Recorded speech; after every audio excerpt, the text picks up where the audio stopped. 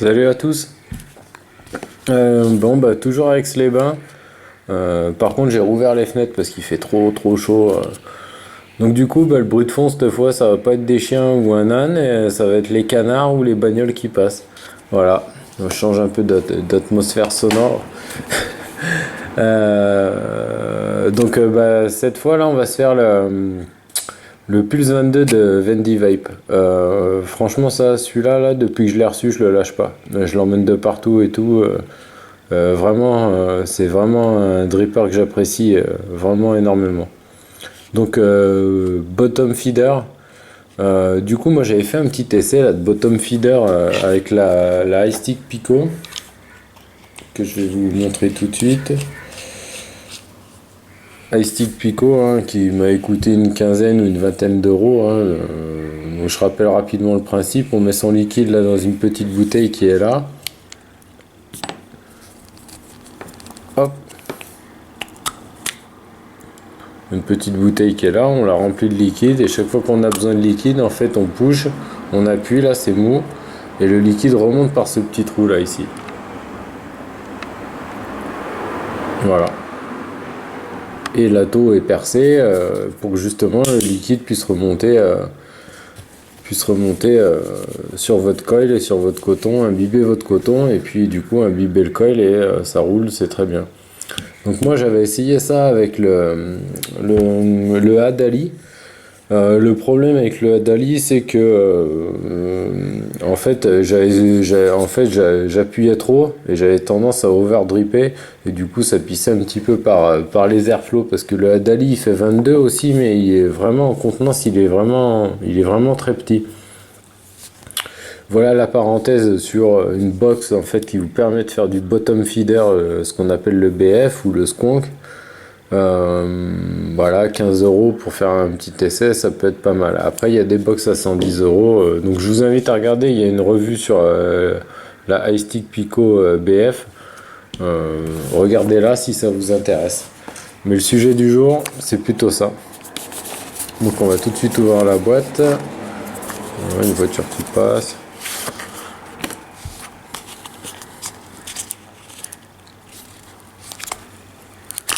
Si j'arrive à le sortir.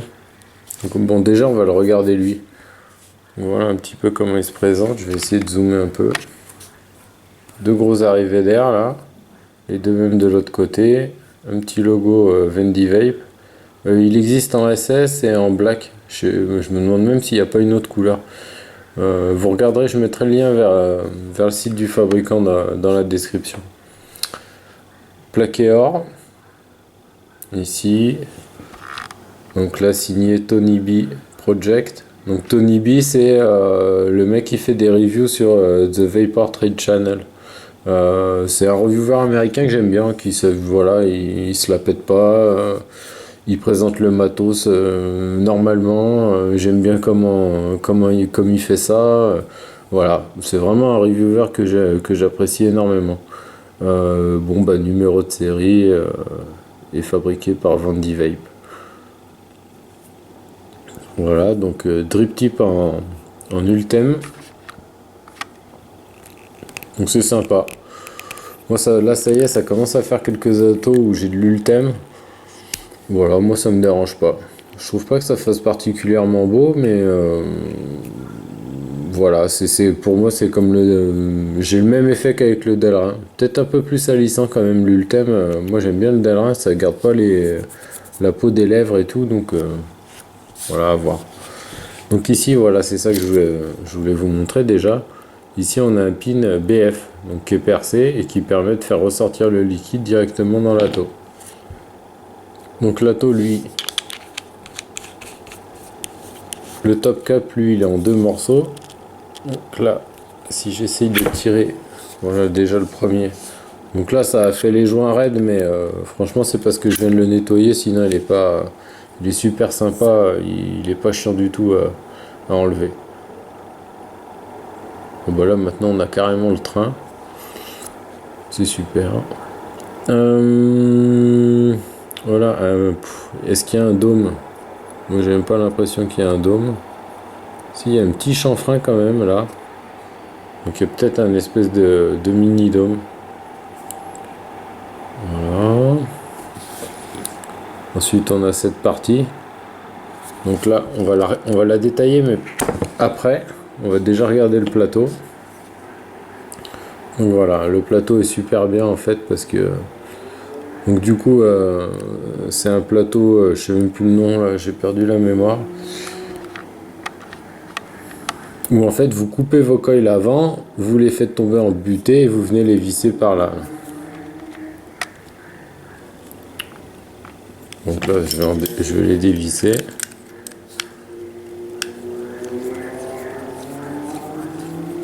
Donc super pratique, hein, c'est très accessible et tout, il n'y a pas d'embrouille.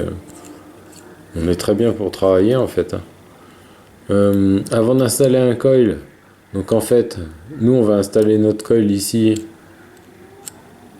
On va passer nos coils ici. Et ensuite notre coton. Donc en fait le coil va venir comme ça. Ici on a deux petites encoches là qu'on voit bien là. Ici là. C'est ce qui permet de retenir en fait cette pièce.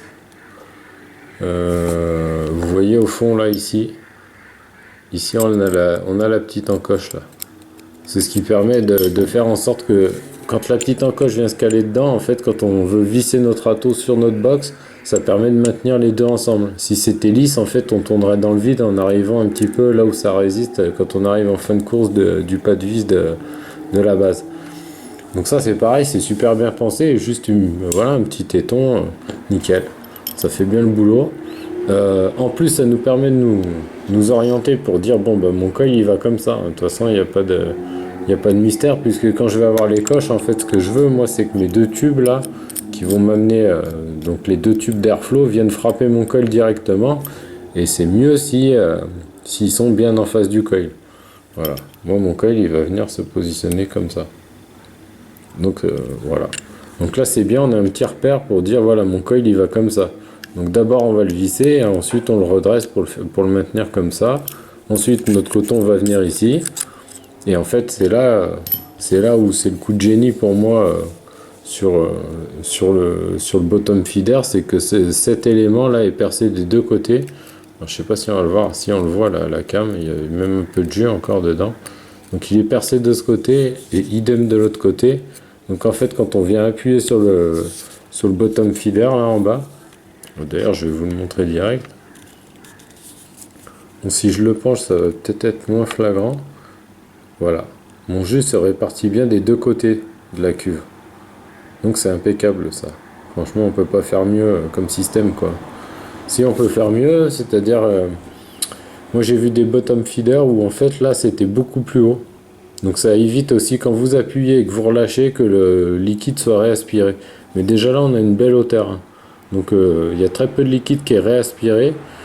Donc pour moi c'est un bottom feeder qui marche super bien. Et vous allez voir c'est pas fini, il y a encore un autre avantage à ça.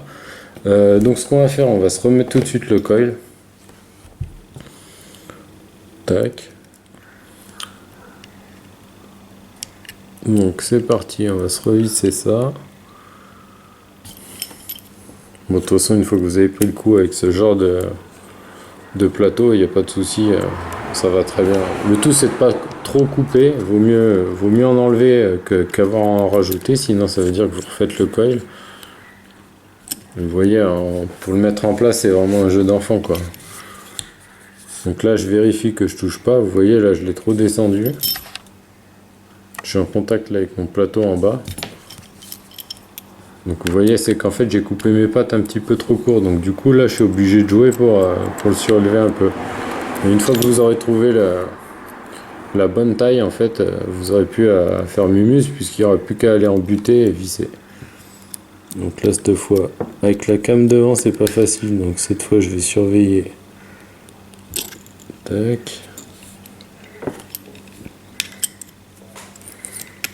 De l'autre côté.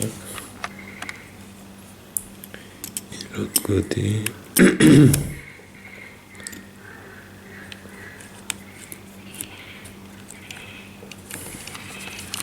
Donc là, mon fil est pas pris. Le problème c'est qu'avec la cam devant c'est chaud.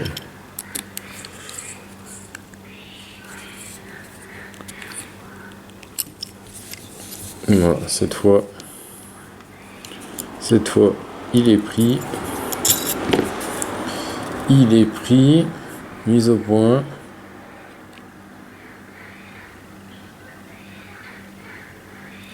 Il est pris, il touche pas. Même celui-là est un polo. Allez, je vais le redescendre. Donc, je dévie, j'appuie un peu dessus. Merde. Hop. Bon, là, je fais mon serrage final. Donc, je vérifie bien que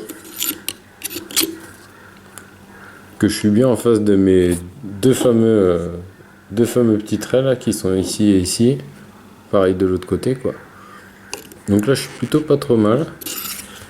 Je vais peut-être le pousser un petit peu là pour essayer de faire en sorte qu'il soit centré.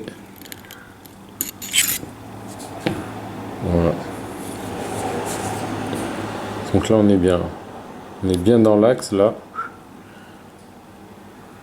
Peut-être même pas tout à fait. Bon, après, je chipote, mais il n'y a pas besoin de faire tout un cinéma. Voilà, là on est bien. Bien droit, bien dans l'axe. On va se mettre un peu de coton. Bon, vu que j'ai esconqué sans qu'il y ait rien, je me suis foutu du jus partout, mais ça, c'est pas du tout le problème d'ordinaire. Est-ce qu'il y a une pile là-dedans? Non. Donc, je vais lui foutre une pile, je vais regarder un peu comment mon coil rougit avant de le cotonner.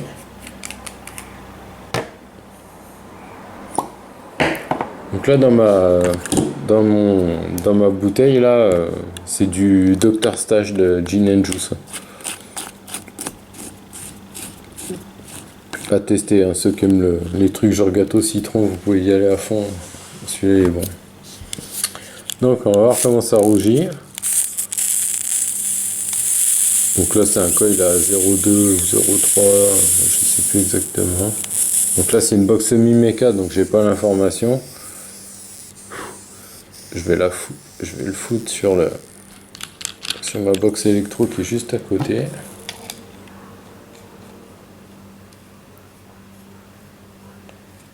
Tac, on. À 0,33. En fait là sur Mecha, moi je tourne à 0,3. 0,25, 0,3 en ce moment. Donc j'ai commencé à 0,5 histoire de pas prendre de risques, après 0,4 et maintenant je descends.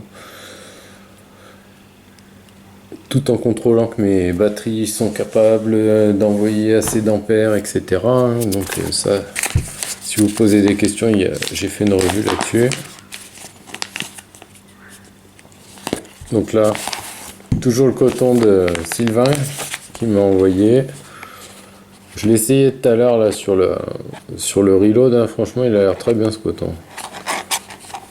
Hop, j'en prends un petit bout. Enfin, un petit bout. J'ai pris quand même une sacrée dose.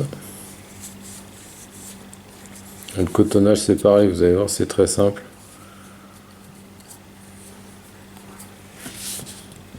Si je me mets à un endroit où vous voyez bien.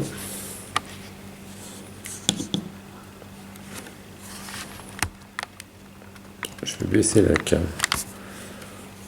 Je peux pas aller plus loin. Voilà.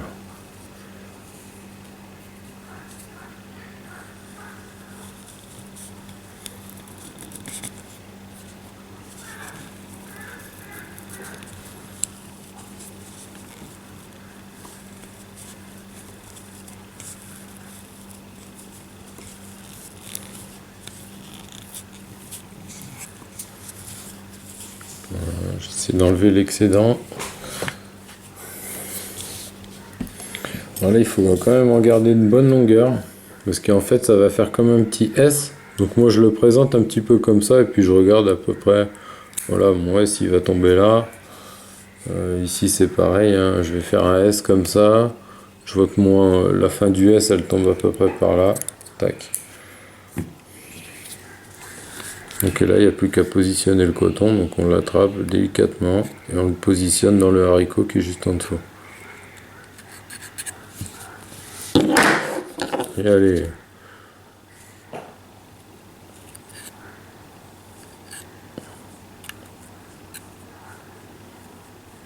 Donc là, je suis pas mal.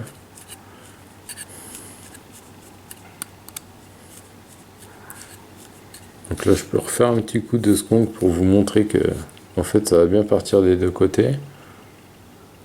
Boum.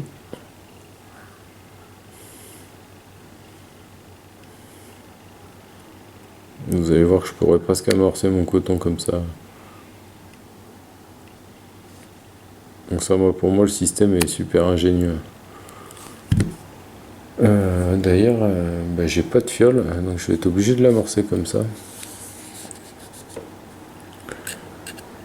J'ai oublié la fiole dans ma voiture. De Dr Stash.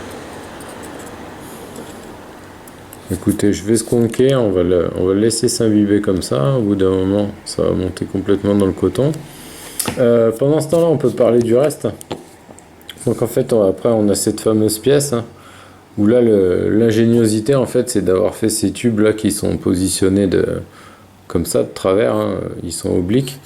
Ça fait que quand on skunk, la chance que le liquide puisse remonter par là est quand même plutôt infime. Moi qui ai tendance à souvent over-dripper ou over-skunker, là pour le coup j'ai pas de problème en fait, hein. Donc aucune fuite, nickel quoi. Donc ça c'est super bien vu quoi. C'est pour ça qu'il m'a réconcilié. J'avais fait un post sur Facebook et tout, j'avais dit il va peut-être me réconcilier avec le bottom feeder parce que franchement voilà c'est juste parfait quoi. Je squonk, boum. Si j'ai mon cap qui est par-dessus, il n'y a aucune chance que ça vienne toucher. Donc lui, alors, je vais peut-être graisser juste un petit peu mes joints. Faire pareil là, ici.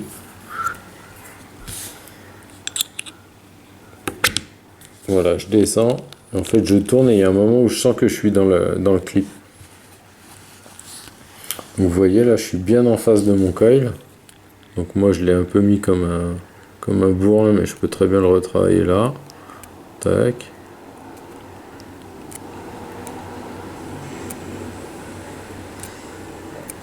Voilà. Là, je suis nickel. Donc j'ai bien mes deux tubes qui viennent taper directement sur mon coil. Celui qui est vers le coton, bon, un petit peu moins déjà, hein. Celui qui est là. Il tape, disons, entre le coton et la première spire. Pareil de l'autre côté. Mais en fait, moi, ça me dérange pas parce que je le trouve un tout petit poil trop aérien. Si j'ai un reproche à lui faire à ce dripper là, c'est un poil trop aérien de deux gros trous comme ça. Donc moi, en fait, souvent, je vape un trou. Donc en fait, ce que je fais, je choisis le trou qui est plus en face des spires, hein, et du coup, c'est plutôt pas mal. Moi, ça me convient bien. Donc du coup, on voit à peu près. On voit qu'en fait ça a commencé à faire un peu son office là, mes petits coups de skunk, hein, mon coteau commence à être imbibé. Donc, je vais y aller tranquillement, pas trop l'affoler.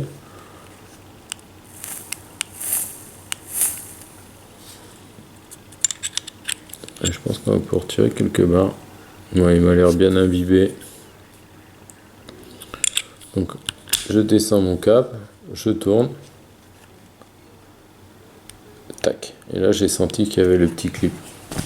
Donc en fait cette partie s'est bien mis dans les encoches. Voilà. Ensuite on n'a plus qu'à remettre le top cap. Donc voilà, là après on peut faire son réglage. J'ai essayé un peu comme ça, un espèce de truc intermédiaire. Pas terrible. Après moi souvent je me mets à 1. En fait je choisis celui où je veux taper. Voilà, je remets mon drip tip. Et on va pouvoir se tirer une barre.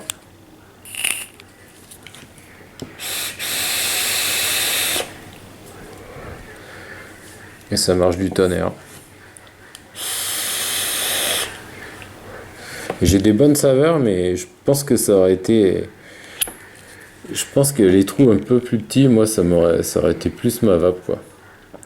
Donc voilà, on voit que j'ai bien séché ma queue, hein. Je rappuie sur mon bottom, boum, ça se remplit de liquide.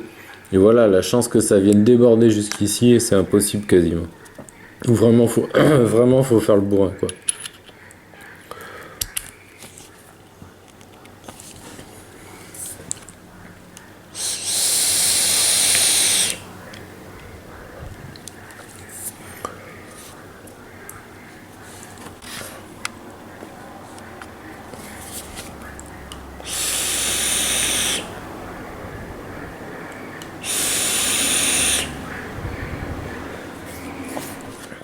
Bon bah voilà, hein, je pense qu'on a bien fait le tour.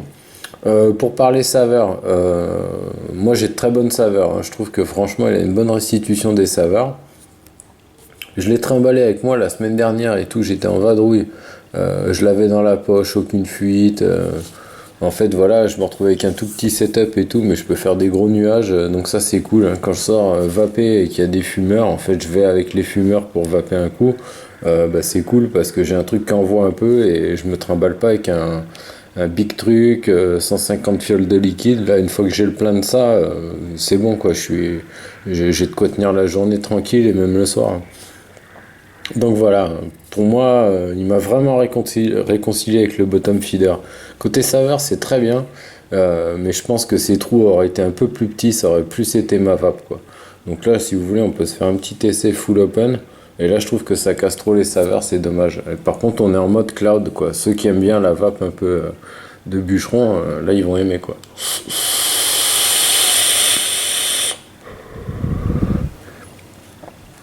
Donc c'est sûr, là, ça envoie. Et on a quand même on a bien les saveurs du Dr Sash, là, pour le coup, c'est ça qui est dedans. On les a bien. Par contre, moi, je préfère quand même un seul trou. Là, on les a vraiment plus que bien.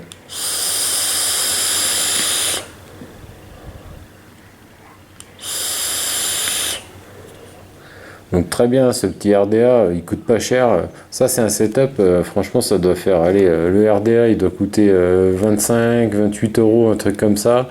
Et la box 15 euros en Chine. Voilà, 30-40 euros, vous avez un setup de ouf, quoi. Un truc qui marche vraiment bien, quoi.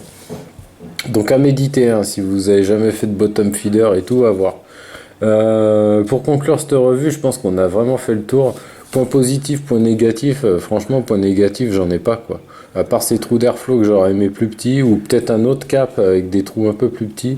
Voilà, j'ai rien à dire, quoi. Il est vraiment, il est nickel, il est diamètre 22, donc il va surtout. Il n'y a rien à dire, quoi. Il est nickel. En finition, c'est bien, hein, c'est propre, hein, c'est du chinois, mais c'est propre, quoi. Ça se clipse bien, ça s'enlève bien. Vous voyez, tac, on entend bien notre clic, on arrive à le tourner sans problème. Moi, franchement, j'ai rien à dire, hein, Stato, il me plaît vraiment, quoi. Pour conclure, on va faire le tour de la boîte. Je pense que je suis en train de parler, mais... Donc, on a un autre drip tip qui lui est pas en... qui est pas en... Merde, j'ai bouffé le nom. En ultime. Donc, un peu plus petit.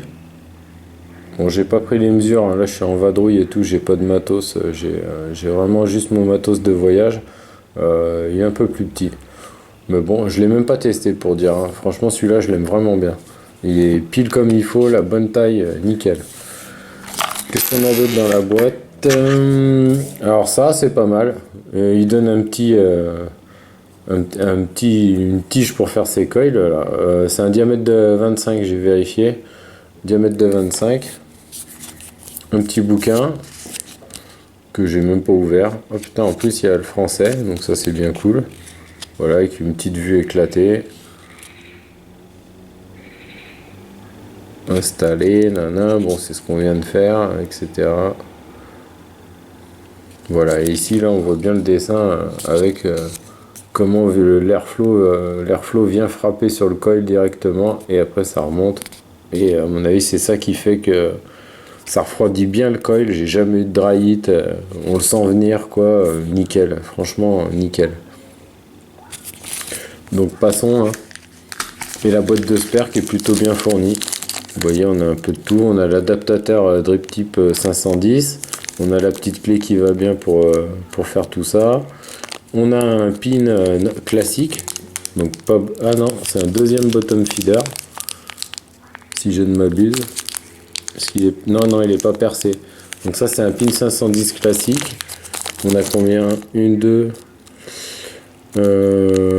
On a 3, 4 vis, 4 vis de poste. Mais c'est du BTR.